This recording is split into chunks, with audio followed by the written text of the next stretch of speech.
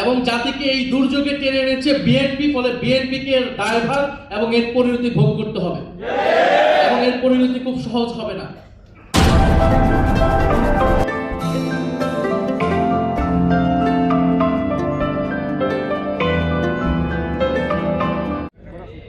ফলে রাষ্ট্র সংস্কারের দাবি ছিল এই গণ অভ্যুত্থানের অন্যতম দাবি, যেখানে ফ্যাসিবাদী ব্যবস্থার বিলোপ হবে, একটা নতুন বন্দোবস্ত হবে, যেখানে স্বৈরাচার আর বারবার ফিরে আসবে না। এই জন্যই সংস্কার এবং রাষ্ট্র মেরামতের দাবি, যেটা দিয়ে ফ্যাসিবাদকে বিলোপ করা সম্ভব হবে বলে আমরা একমত হয়েছিলাম। ফলে আমরা চেয়েছিলাম ফ্যাসিবাদের বিলোপ, আমরা চেয়েছিলাম নতুন সংবিধান, বিএনপি চেয়েছিল নির্বাচন। ফলে একটা সমঝোতায় আসা হলো ঐক্যমত কমিশনের মাধ্যমে। সেই সমঝোতা হলো সংস্কার। আমরা নতুন সংবিধান গণপরিষদের দাবি থেকে আমরা সংস্কার পরিষদের জায়গায় ঐক্যমত হলাম। বিএনপি ও নির্বাচনের জায়গা থেকে কিছুটা সরে এসে অনেকগুলো সংস্কারে ঐক্যমত হলো বাধ্য হয়ে। সেই জায়গা থেকেই গণভোট হলো।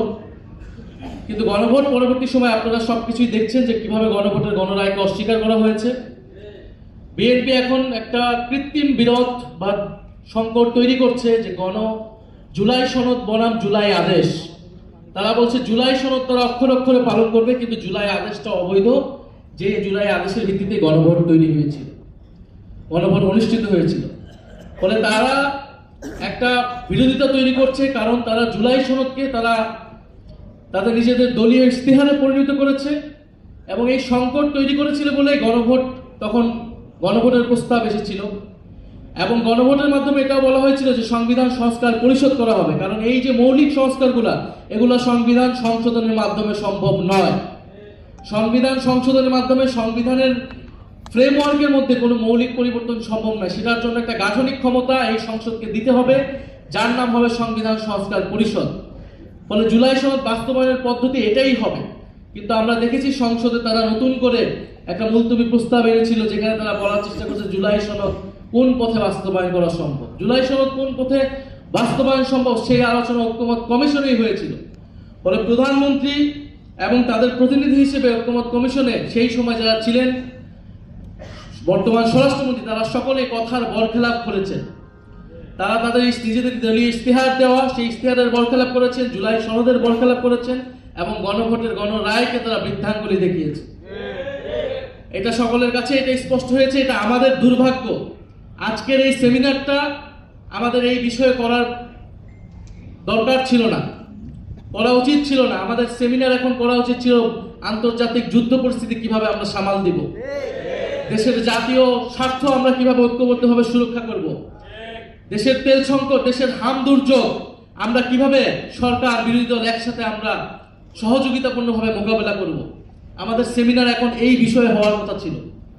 বিরোধী দলের নেতা প্রথম থেকে বলে এসেছেন আমরা দায়িত্বশীল বিরোধী দল হতে চাই, আমরা সরকারকে এই ধরনের জনস্বার্থ ইস্যুতে সর্বাত্মকভাবে সহযোগিতা করব। কারণ 16 বছরের ধ্বংসযজ্ঞের পরে, এই অন্তর্বর্তী সরকারের পরে এই নতুন সরকার খুব সহজেই দেশের এই ধরনের সংকট সামাল দিতে পারবে না।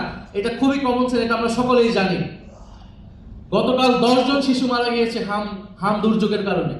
সারা দেশে হাহাকার, আইসিইউ পাচ্ছে না সাধারণ মানুষ, এবং তেল সংকটের কথা আপনারা সকলেই জানেন।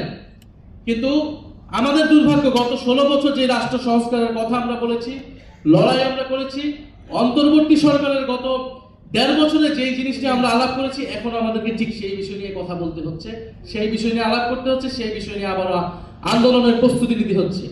এবং জাতিকে এই দুর্যোগে টেনে এনেছে বিএনপি, ফলে বিএনপিকে এর দায়ভার এবং এর পরিণতি ভোগ করতে হবে এবং এর পরিণতি খুব সহজ হবে না। ফলে এখানে আমি আর কথা বাড়াবো না। যারা আজকে এই সেমিনার আয়োজনে এসেছেন, বক্তব্য দিয়েছেন, আপনাদের গুরুত্বপূর্ণ পরামর্শ আমরা নিব এবং আমরা সামনের জন্য প্রস্তুতি নিচ্ছি।